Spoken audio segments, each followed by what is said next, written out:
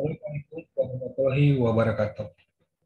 Halo rekan-rekan semua, khususnya rekan mahasiswa pada program 101 dimanapun Anda berada. Senang bertemu kembali dengan Anda untuk berbagi tips berkaitan dengan penulisan artikel untuk dipublikasikan di jurnal ilmiah.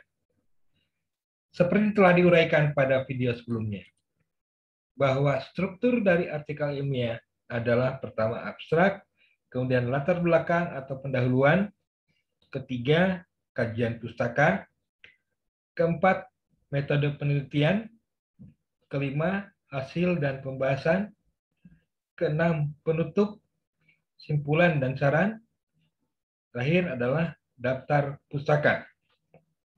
Namun demikian, ada beberapa jurnal ilmiah yang menggabungkan kajian pustaka menjadi bagian daripada pendahuluan.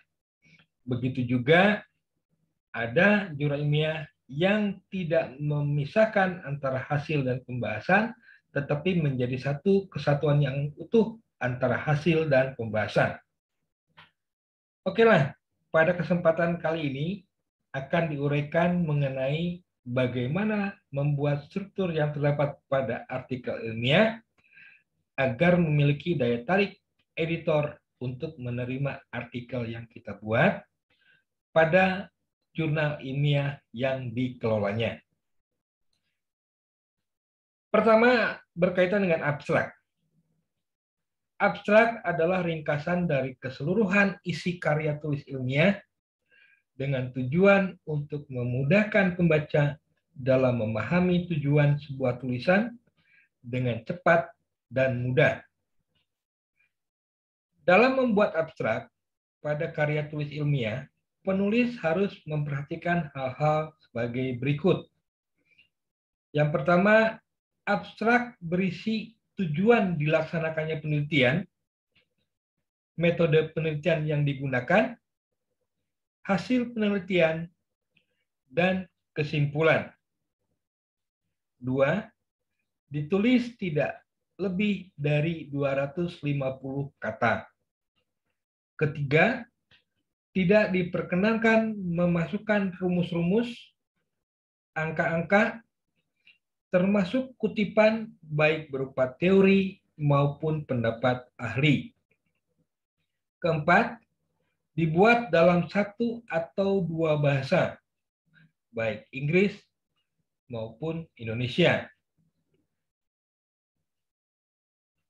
Dalam jurnal ilmiah yang berbahasa Indonesia, maka abstrak dibagi menjadi dua bagian, yaitu yang berbahasa Indonesia dan berbahasa Inggris. Sedangkan artikel yang kita tulis dalam bahasa Inggris, dalam pembuatan abstrak cukup menggunakan bahasa Inggris saja. Kelima, kata kunci ditulis antara 3 sampai 5 kata yang dibatasi baik oleh koma atau titik koma. Selanjutnya berkaitan dengan latar belakang atau pendahuluan. Pada bagian ini mencakup ataupun berisi tentang perumusan permasalahan penelitian, pertanyaan penelitian, serta manfaat penelitian. Tetapi ada kalanya jurnal yang dituju menghendaki kajian pustaka menjadi bagian yang tidak terpisahkan dari pendahuluan. Selanjutnya, kajian pustaka.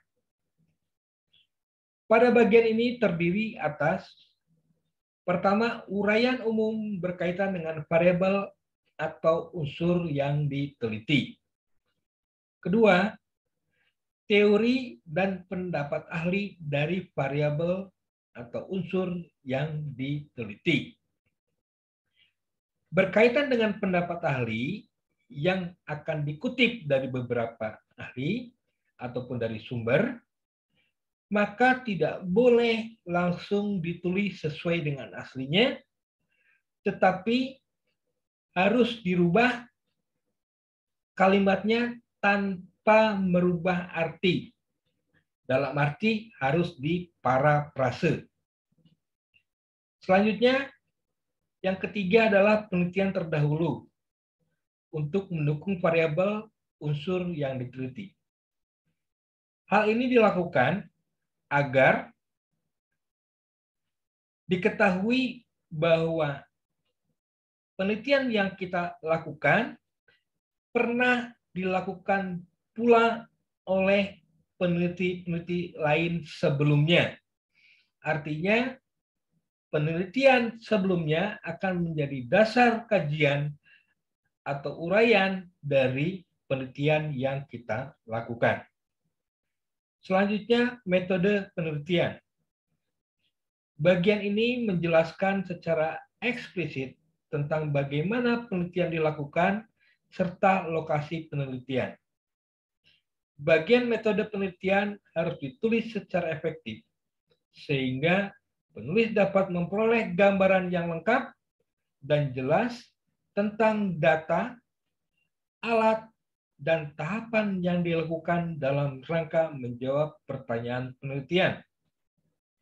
Bagian ini juga menyediakan penjelasan mengenai metode pengukuran sehingga dapat memudahkan untuk direplikasi. Selanjutnya berkaitan dengan hasil dan pembahasan.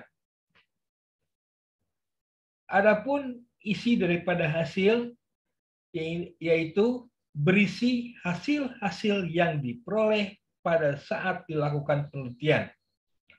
Hasil penelitian dapat didukung atau dilengkapi dengan foto, gambar, tabel, grafik, dan lain-lain yang dilengkapi dengan sumber data dan diuraikan secukupnya.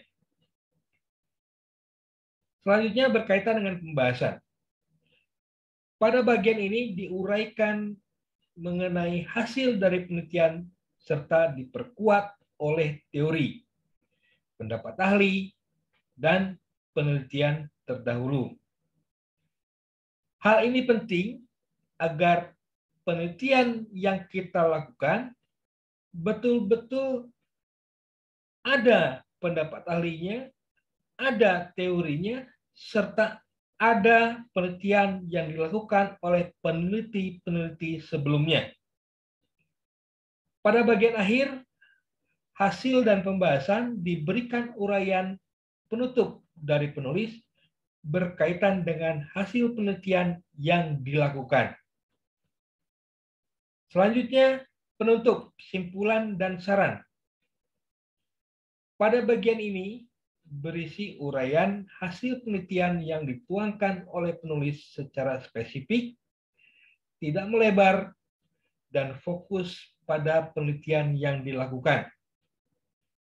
Kesimpulan umumnya dibuat dalam satu paragraf.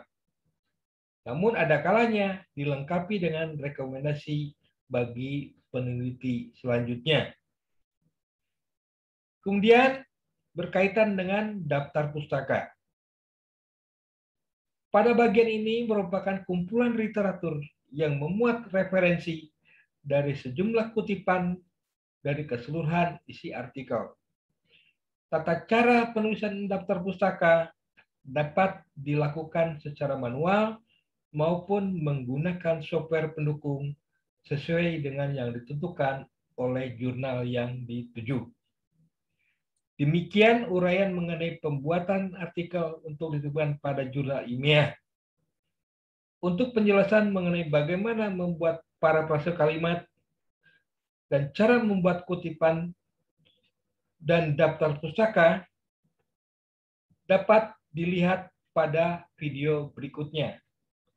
Saya sarankan daftar pustaka minimal adalah 25 artikel. Demikian, semoga bermanfaat, sehat selalu, dan tetap semangat. Wassalamualaikum warahmatullahi wabarakatuh.